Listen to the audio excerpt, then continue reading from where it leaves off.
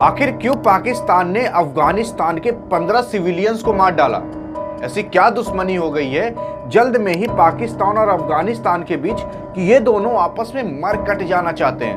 भाई चलिए जानते हैं। असल में अभी पाकिस्तान और अफगानिस्तान के बीच कुछ समय से ही जो बॉर्डर पर मुठभेड़ होती है वो ठीक नहीं चल रही थी, और इसी दौरान जो पाकिस्तान है वो रातों रात ही जाकर अफगानिस्तान के अंदर एयर स्ट्राइक करके आ जाता है।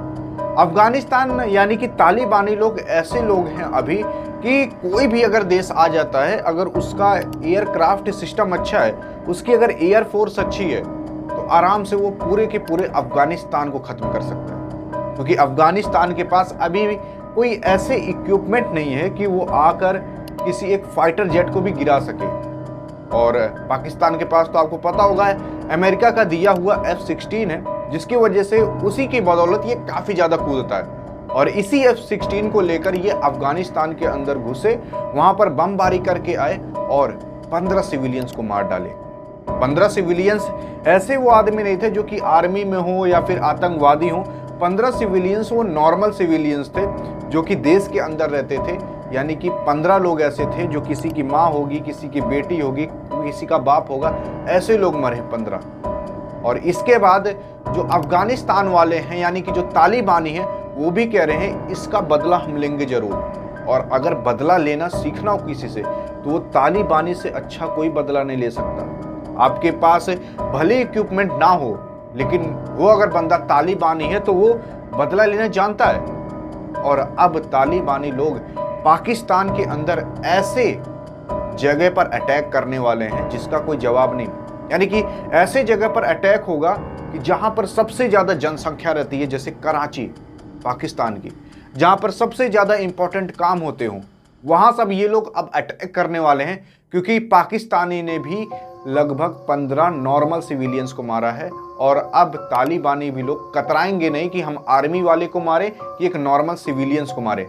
इसीलिए कहा जा रहा है कि ये मुठभेड़ काफी बड़ी होने वाली है, जिसकी वजह से कुछ लोग को फायदा होगा तो कुछ लोग को नुकसान। जानते हैं किसको फायदा होगा तो किसको नुकसान होगा। असल में यहाँ पर दो लोग का अहम रोल आ जाता है, एक अमेरिका और एक चाइना। अमेरिका और चाइना पाकिस्तान को एक छोटे बच्चे की तरह बिहेव करते हैं। छोटा बच्चा, वो भी इतना छोटा बच्चा जो केवल अभी लॉलीपॉप ही चूसना सीखा हो।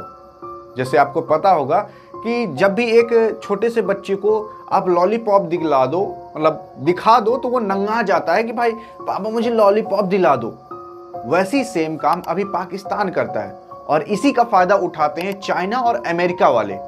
चाइना जो भी कुछ अपना उसका फालतू बच जाता है वो जाकर पाकिस्तान को बेच आता है, और पाकिस्तान को लगता है कि भाई चाइना अभी तक इस चीज को किसी भी देश को नहीं दिया है, केवल पाकिस्तान को दे रहा है। अब उन बच्चों को कौन समझाए कि वो उनका इस्तेमाल किया जा रहा है।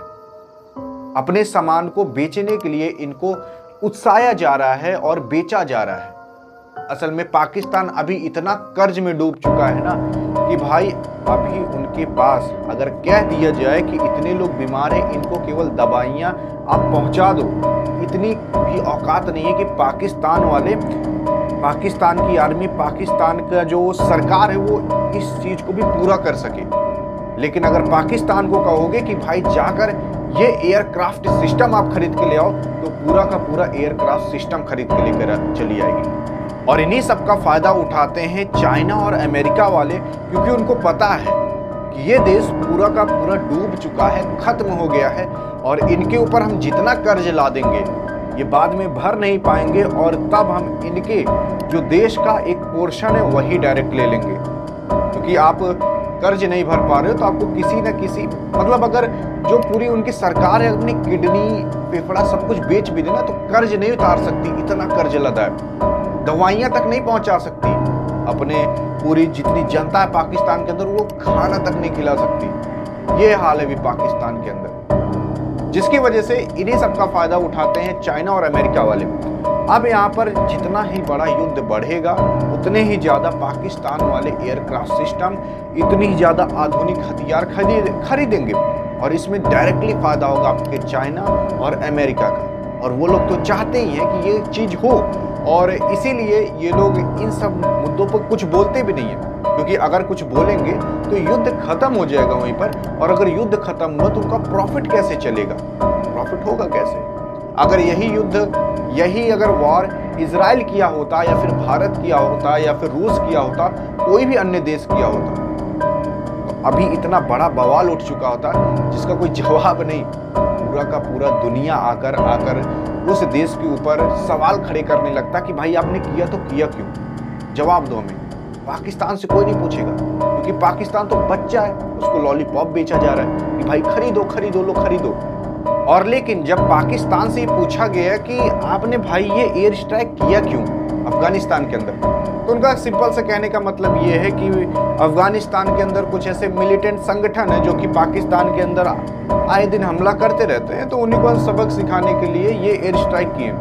और ये एयर स्ट्राइक उनके ऊपर करने के बजाय वो नॉर्मल सिविलियंस के ऊपर करके आ गए, जिसकी वजह से 15 ऐसे आम लोग मर गए जिनका इन युद्ध में कोई योगदान नहीं रहता। भाई जैसे आप और हम ही गायब हो जाएं, तो आप और हमारा क्या ही रोल है बॉर्डर पर? वही सेम काम हुआ अफगानिस्तान के अंदर, जिसकी वजह से तालिबानी के अंदर इतना गुस्सा आ गया कि अब भाई काफी ज्यादा माहौल बिगड़ने वाला है। और माहौल ऐसे वक्त पर बिगड़ रहा है जिस वक्त पर पाकिस्तान के अंदर माहौल सबसे अच्छा रहना चाहिए था।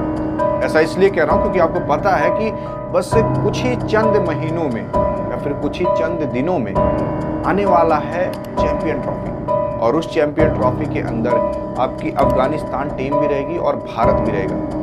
लेकिन बात अलग है कि भारत पहले ही कह चुका है कि हम हाइब्रिड मॉडल के हिसाब से खेलेंगे, यानी कि हम पाकिस्तान नहीं जाएंगे खेलने मैच, वो पाकिस्तान कहीं और आकर दुबई या तो श्रीलंका के अंदर मैच खेल सकता है। और लेकिन अफगानिस्तान तो नहीं कहा है, तो अफगानिस्तान को पाकिस्तान के अंदर चैंपियन ट्रॉफी खेलने मैच आना पड़ेगा, जिसकी वजह से यहाँ पर तालिबानी या फिर अफगानिस्तान वाले काफ़ी अच्छा मौका उठा सकते हैं। और ऐसे मौके पर अगर ये माहौल हो जाता है तो काफ़ी ज़्यादा दिक्कत होने वाली है चैंपियन ट्रॉफी को लेकर।